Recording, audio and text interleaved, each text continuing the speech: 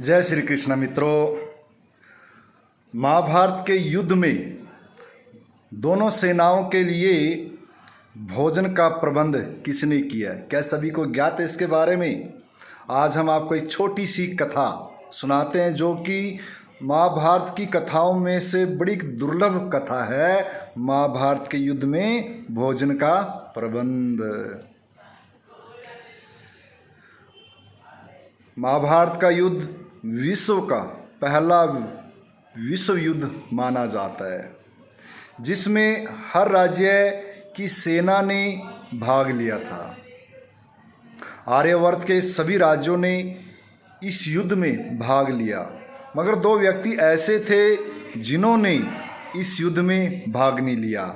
पहला तो बलराम जी दाऊ और दूसरे रुक्मी यानी माता रुक्मिणी का भाई और श्री कृष्ण जी के साले।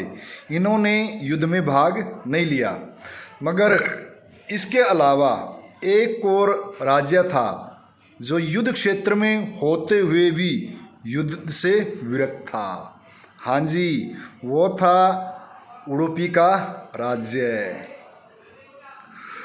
उडुपी के राजा अपनी सेना को लेकर के महाभारत के युद्ध क्षेत्र में कुरुक्षेत्र में पहुँचे तो कौरव और पांडव दोनों अपनी तरफ मिलाने के लिए प्रयत्न कर रहे थे।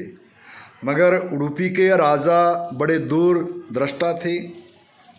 उन्होंने देखा और भगवान श्री कृष्ण जी से प्रार्थना की कि माधव, युद्ध क्षेत्र में दोनों सेनाएं मुझको अपनी तरफ मिलाने में लालायित हैं, परंतु किसी का भी ध्यान सेनाओं के लिए भोजन की व्यवस्था की तरफ नहीं है। भगवान श्री कृष्ण जी बोले कि राजन, आपकी बात सत्य है, आपने बात छेड़ी है तो अवश्य ही आपके पास में दोनों सेनाओं के लिए भोजन की व्यवस्था की युक्ति भी होगी। उडुपी के राजा बोले, माधव, ये सत्य है कि युद्ध अब अनिवार्य हो चुका है, इसको टाला नहीं जा सकता, परंतु दो भाइयों के बीच में युद्ध को मैं उचित नहीं मानता। अतः मेरी इच्छा नहीं है कि मैं इस युद्ध में भाग लूं। हाँ, मैं दोनों सेनाओं के लिए भोजन की व्यवस्था कर सकता हूं।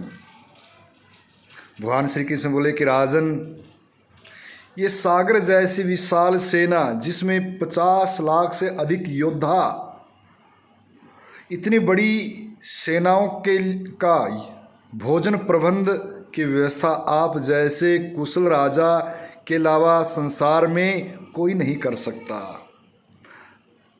या तो आप कर सकते हैं या फिर भीमसेन कर सकते हैं, मगर भीमसेन युद्ध से विरक्त नहीं हो सकता। इसलिए दोनों सेनाओं के लिए इस युद्ध क्षेत्र में अपनी सेना सहित आप इनकी भोजन की व्यवस्था करें। भोजन प्रबंध को आप संभालिए राजन। भगवान श्री कृष्ण पर इस प्रकार कहने से युद्ध के पहले दिन भोजन की व्यवस्था की गई। दिन के अंत तक भोजन का एक कण भी शेष व्यर्थ नहीं गया। जैसे जैसे दिन बीतते गए, योद्धा कम होते गए, उसी तरह दिन के अंत तक भोजन का एक कण भी व्यर्थ नहीं जाता था। सभी योद्धा आश्चर्यचकित थे कि ये कैसे चमत्कार है, ये कैसा चमत्कार है कि उडुपी राजा को कैसे पता चल जाता है कि आज इतने योद्धा उपस्थित रहेंगे। युधिष्ठिर कि ये जिज्ञासा दिन प्रतिदिन बढ़ती जा रही थी। महाभारत के युद्ध के विजय के पश्चात जैसे ही राजा युधिष्ठिर का अभिषेक हुआ तो अभिषेक वाले दिन ही युधिष्ठिर ने पूछ ही लिया उडुपी के राजा से कि राजन, सबको मालूम है कि हमने कम संख्या में होते हुए एक विशाल सेना जिसका नेतृत्व भीष्म पितामह, द्रोण, द्रोणाचार्य और हमारे ज्येष्ठ भ्राता कर्ण आदि कर रहे थे, उस पर हमने किस प्रकार से विजय पाई। सारा विश्व हमारी प्रशंसा कर रहे हैं, मगर इसमें सबसे अधिक प्रशंसा के पात्र आप भी हैं। आखिर आपने इतनी सुगमता से, इतनी कुशलता से एक चमत्कार के भांति किस प्रकार दोनों सेनाओं के लिए भोजन की व्यवस्था की। उडुपी के राजा बोले, हे धर्मराज युधिष्ठिर, आप इसका श्रेय, अपनी जीत का श्रेय किसे देना चाहोगे? तो बोले, संभवतः वासुदेव को।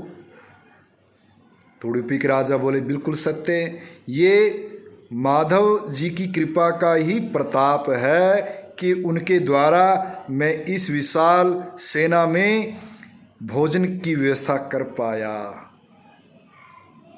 उडुपी के राजा ने इस रहस्य से पर्दा उठाया कि भगवान श्री कृष्ण रात को मूंगफली खाते थे और मैं इनके सीवर में मूंगफलियां गिन के रखता था और बची हुई जितनी मूंगफली खाते थे, बची हुई मूंगफलियों को मैं गिन लेता था भी कितनी खाई, उसको 1000 से गुणा कर लेता था कि मान लो भगवान श्री कृष्ण ने आज 50 मूंगफली ही खाई तो अगले दिन मैं समझ आता था कि 50,000 सैनिक वीर गति को प्राप्त होंगे, इसलिए मैं उस हिसाब से भोजन की व्यवस्था करता था।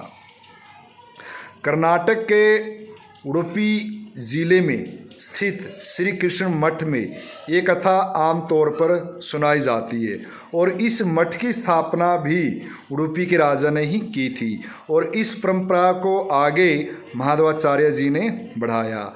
तो जिस प्रकार कौरव सेना पर पांडव श्री कृष्ण के मार्गदर्शन में इस युद्ध को जीत पाए, उसी प्रकार उडुपी के राजा भी भगवान श्री कृष्ण की कृपा के द्वारा ही इस विशाल सेना के लिए भोजन की व्यवस्था का प्रबंध कर पाया।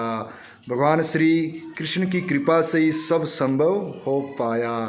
बोलिए श्री कृष्ण भगवान की जय।